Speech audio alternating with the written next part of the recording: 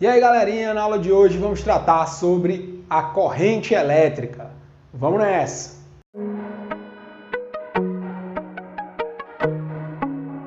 Bem, a corrente elétrica, para que você consiga compreender, você precisa primeiro compreender e relembrar, né? Já estudamos isso, as definições de carga elétrica positiva e carga elétrica negativa. Nós vimos que os portadores de carga elétrica, que nós denominamos de carga elétrica negativa, são os elétrons. E os que nós denominamos de carga positiva são os prótons.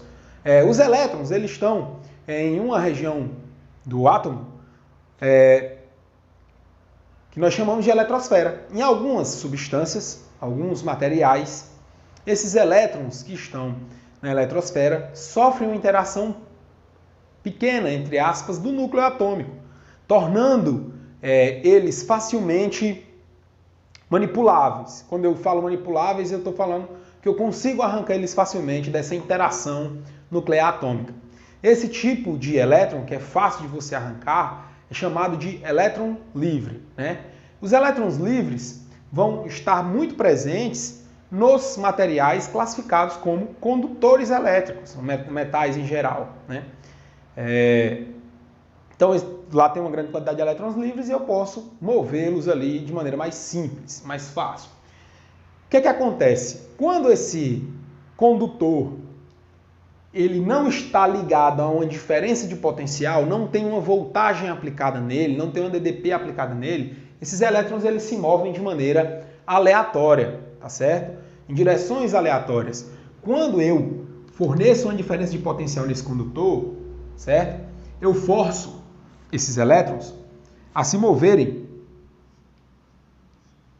todos na mesma direção, no mesmo sentido. E esse movimento ordenado de elétrons aí, a movimentação ordenada de elétrons, é a corrente elétrica. Qual a definição dela? Você pegar aqui uma área, imagine que você faz um corte em um fio, você vai medir a quantidade de elétrons que passa nessa área por unidade de tempo. Tá? Quantidade de elétrons que passa por essa área por unidade de tempo. Essa é a definição de corrente elétrica. Tá? Qualitativamente é o movimento ordenado de elétrons. Quantitativamente, a corrente elétrica é definida assim, ó, I igual a Q sobre ΔT. Onde esse I é a minha corrente elétrica.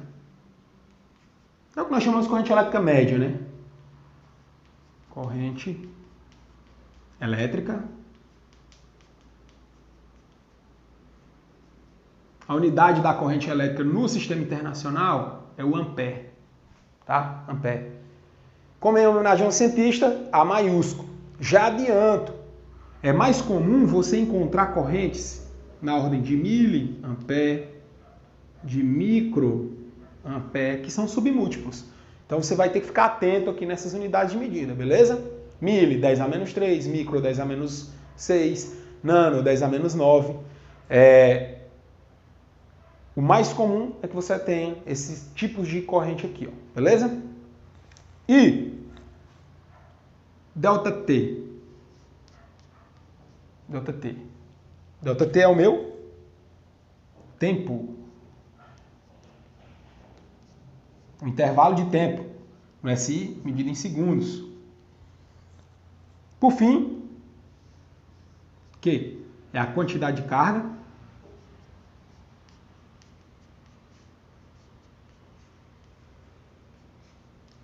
carga no SI medido em coulombs. Também é uma homenagem de cientista, nome de cientista, C maiúsculo. Com isso, nós podemos perceber que esse ampere, aqui ó, que o ampere é coulomb. Deixa eu apagar aqui, deu errado. Esse ampere, ele é coulomb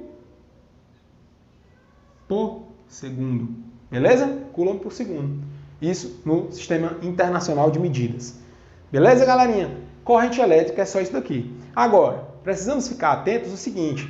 Esse Q é a quantidade de carga. Tá? Quantidade de carga. Não é o número de portadores. Então é bem comum aparecer questões nas quais, ao invés de pedir a quantidade de carga elétrica medida em coulombs, ele quer saber o número de elétrons, número de portadores de carga. Para isso você tem que relembrar aquela equaçãozinha. Tá? Então a definição de corrente elétrica média, tá? Corrente elétrica média é isso aqui, tá? Quantidade de carga por unidade de tempo. Quantidade de carga que passa por uma área, por uma secção transversal aqui por unidade de tempo. Agora, se eu quiser saber a quantidade de elétrons, aí eu lembro lá da minha equação da quantização da carga. Como eu disse, quando nós estávamos lá na playlist de eletrostática, a quantização da carga é extremamente importante. Que é isso? Qualquer carga que você observe na natureza é sempre um múltiplo inteiro da carga elementar. Onde? Que quantidade de carga N é um número inteiro